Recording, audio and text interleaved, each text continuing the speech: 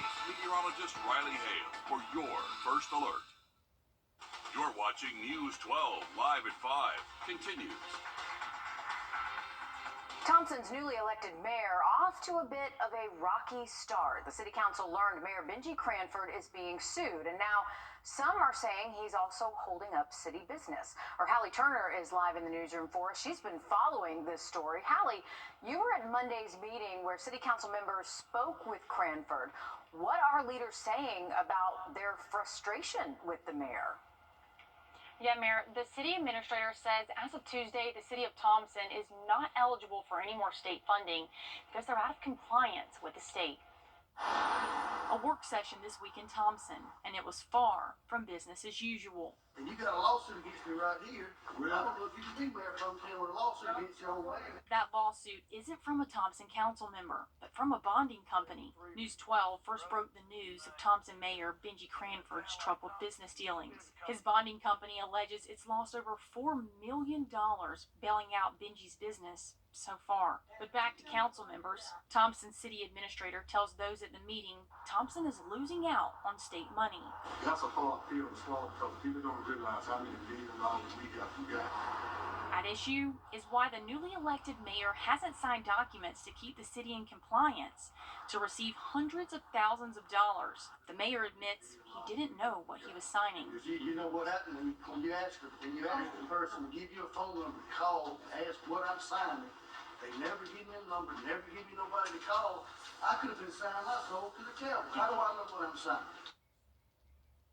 Now, coming up all new tonight on News 12 at 6 o'clock, not just confusion, but frustration among Thompson council members.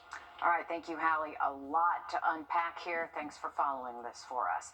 Taking a live look out now over Riverwatch and I-20. Halfway through the work week. All right, what does the rest look like, Riley? It looks pretty clouds and some warmer temps heading our way in just about 10 minutes. All right, thanks for that, Riley. South Carolina State University says a student has been arrested after the school went into a lockdown yesterday following reports of shots fired on campus. SCSU officials said campus police arrested a sophomore student, Rolando Eiffel. He is from Charleston and was granted a $50,000 bond with the condition that he does not trespass on SC State's campus. A suspect connected to a road rage shooting on I-20 that injured 2 people 3 years ago has been sentenced. Tractor-trailer driver Theondra Ransom from Augusta was sentenced to 17 years for the shooting. He'll serve the first 12 years in prison and the remainder on probation. The 2 victims survived that shooting. The death of a baby decapitated during childbirth in Atlanta has been ruled a homicide, and now the young parents are speaking out. The medical examiner says the baby's shoulder got stuck on the mother's pelvis, and then the doctor applied too much pressure to the baby's head and neck, causing the death. The couple has already filed a lawsuit against the hospital, doctors, and nurses. It alleges the hospital kept the manner of the baby's death a secret for days. Today, the father broke his silence, saying he and his girlfriend were lied to, and they were prevented from touching their son.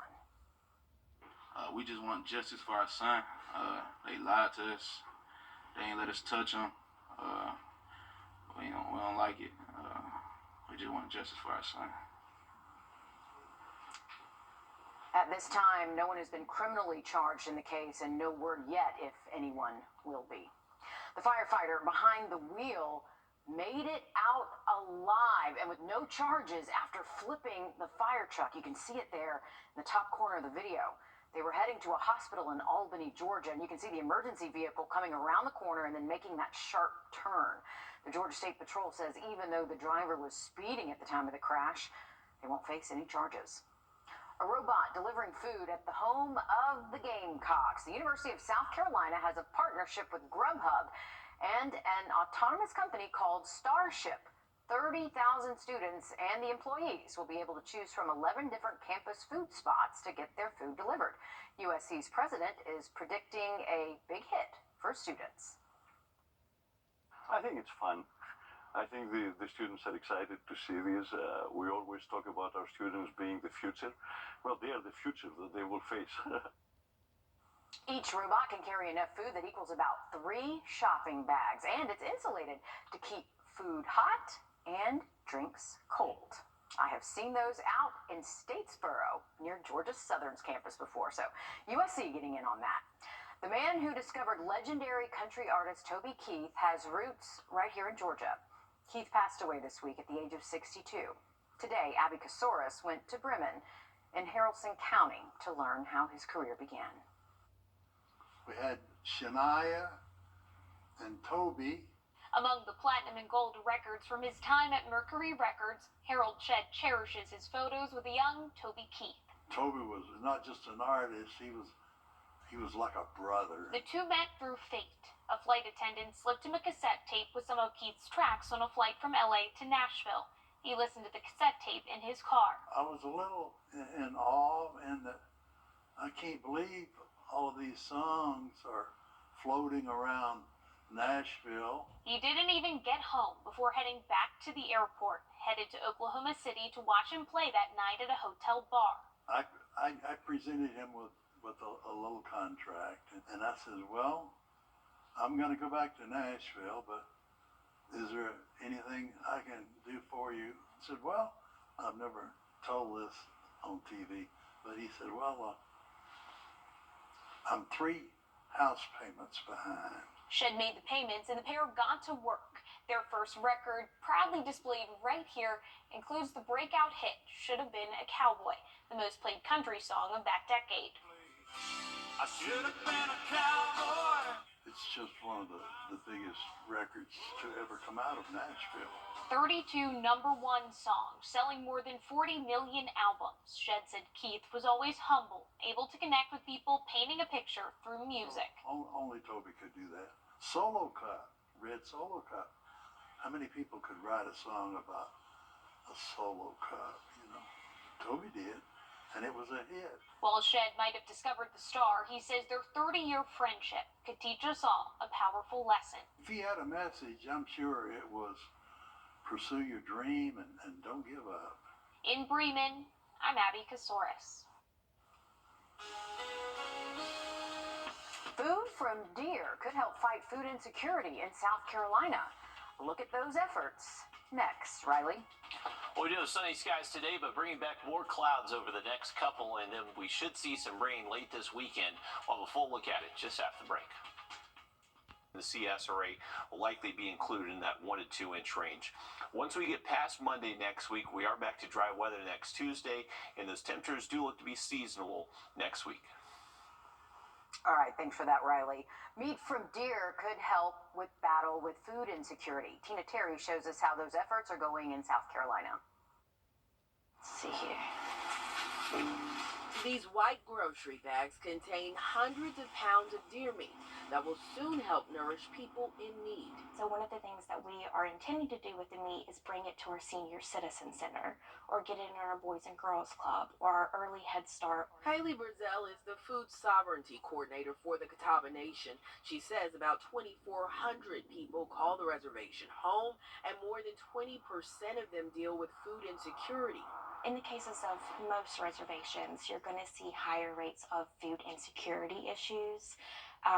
We have a higher average than the general population. Absolutely. It's very, very thankful for anything to help. Angie Branham has lived here for 25 years. She says the meat will benefit her family greatly. My family does like to hunt when they do have the opportunity, but of course with our workforce and trying to, make ends meet in today's, economy is tough. So we don't have a lot of time to have that chance to go out to hunting lands. Just the last. Brazell says the deer meat will also help educate the community, teaching them how to cook a meat that has been a staple of indigenous people. We know that colonization greatly affected our food resources. She says her community is grateful for the donation and hopes the partnership with TKK can continue. So really, we would love to continue building a relationship with us and help us expand on that program to be able to assist more tribal citizens.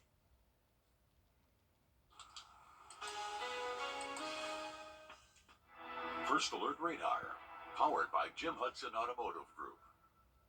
Getting lost? Online criminals are targeting dictators, a conservative, a patriot who knows we're blessed to live in America. I'm Nikki Haley, and I approve this message. Online criminals are targeting teenagers and preteens. The FBI says incidents of sextortion are growing, leaving a lot of young people feeling trapped and helpless. Our consumer tech reporter Jamie Tucker is here with a warning for parents and kids. What the Tech, sponsored by Augusta Preparatory Day School. A scam is not a strong enough word for sextortion crimes, and it's happening many times in a child's bedroom with the parents in the house. And the FBI says the targets are typically 14 to 17-year-old boys. Sextortion is usually carried out on social media or playing video games. At least that's where it often starts. The victim meets someone online and is asked to trade nude photos. The scammer, posing as a young girl, sends a pornographic image they find online. The boy then sends one of himself. Once the crook gets the photo, they threaten to share it with the boy's friends over social media unless the victim sends more nude photos of themselves. The scammer finds their social media accounts and can even figure out where the victim goes to school. They sometimes ask for money and sometimes to meet in person. The FBI says even if the victim sends photos or money, the scammer will continue to ask for more. And the victim is too scared, too mortified to tell someone or report it to police. The FBI says cases are rapidly increasing. A report from Snapchat reveals 65% of Generation Z say either they or one of their friends have been targeted. And remember, good kids can fall for this blackmail scam, so warn them. Sharing nude photos of themselves is dangerous. You never know who you're actually sharing them with, and victims often feel trapped with no way out. That's What the Tech. I'm Jamie Tucker. It's also critical that sextortion threats are reported to the police and the FBI. Authorities want to make it clear that even if victims send money or more pictures, the criminals will always ask for more. It is National Signing Day, and our sports team has been running around all day, highlighting our local high school athletes taking their talents to the next level. Here's sports director Dan Booth. As a sports reporter, these are the days you live for, seeing all the hard work of our local athletes paying off in an amazing way, positively impacting their lives and the lives of their loved ones. Let's start over in Graniteville, where Midland Valley had 8 football players sign the dotted line to play for South Carolina State, Barton College, Erskine College, Newberry College, Fayetteville State University, and Iowa Western Community College. All of these young men played a crucial role in the Mustangs' ability to win their region title, complete a perfect regular season, and make it 3 rounds deep into the playoffs. It's a blessing. I mean, not many people get to go to play at college, no matter Division I, Division II, no matter any level. It's hard to get there. Coach told us once we signed that paper, it's just the beginning. So I don't feel like nothing in. I just feel like stuff just not getting started. It's going to keep getting harder from here. Back in the Peach State, Lincoln County has a strong history on the gridiron, and 2 more of their football stars are signing their letters of intent as well. Running back Samaj Jenkins is on his way to play for North Greenville University, while his longtime teammate Trey Turner, who's been known to help the Red Devils set the tone in the trenches, is signing with Erskine College. Yeah, waiting on this moment for my whole life.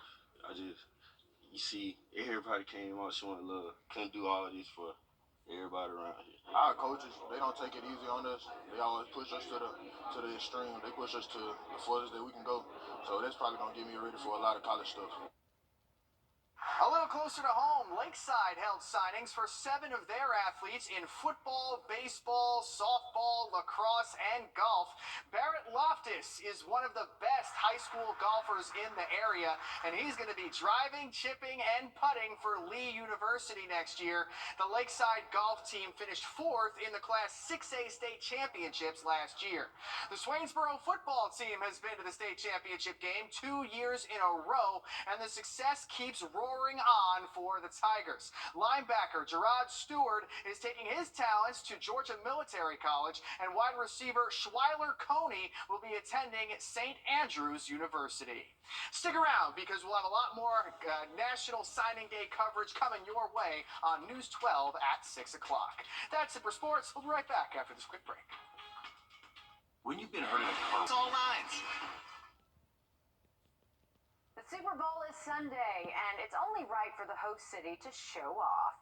Las Vegas kicked off Super Bowl week with something new on the Sphere. This week it's showing a countdown clock, a welcome sign, and graphics with the matchup between the Kansas City Chiefs and the San Francisco 49ers. And the Sphere will also show all 57 Super Bowl rings, giving fans a chance to take pictures in front of their team's ring. You know, Riley, Las Vegas is going to do it big. Absolutely. That is going to be a big party there Sunday night. And that Sphere just blows my mind every time. That is my one draw to Las Vegas now. I got to check out a show. I know, it's cool. When they had it on the Grammys and U2 was performing there, that was really cool. It was. And I mean, it's just got to be a show of a lifetime in that type of environment. So pretty cool stuff from Vegas. So obviously a big party there this weekend. We got calmer conditions here over Clarks Hill. You can see the birds starting to fly onto the lake, starting to just huddle up here for tonight. It is going to be a cold one. Our temperatures right now in the mid-50s, but we should see lows down to the upper 20s and low 30s by daybreak tomorrow. So heading out to the bus stop, bundle up. It is going to be a cold start to the day, but a nicer finish. We should actually see highs in the 60s the next few days and then 70s by the weekend. All right. Thanks for that, Riley, and thanks for joining us for News 12 live at 5. News 12 at 6 o'clock coming up next.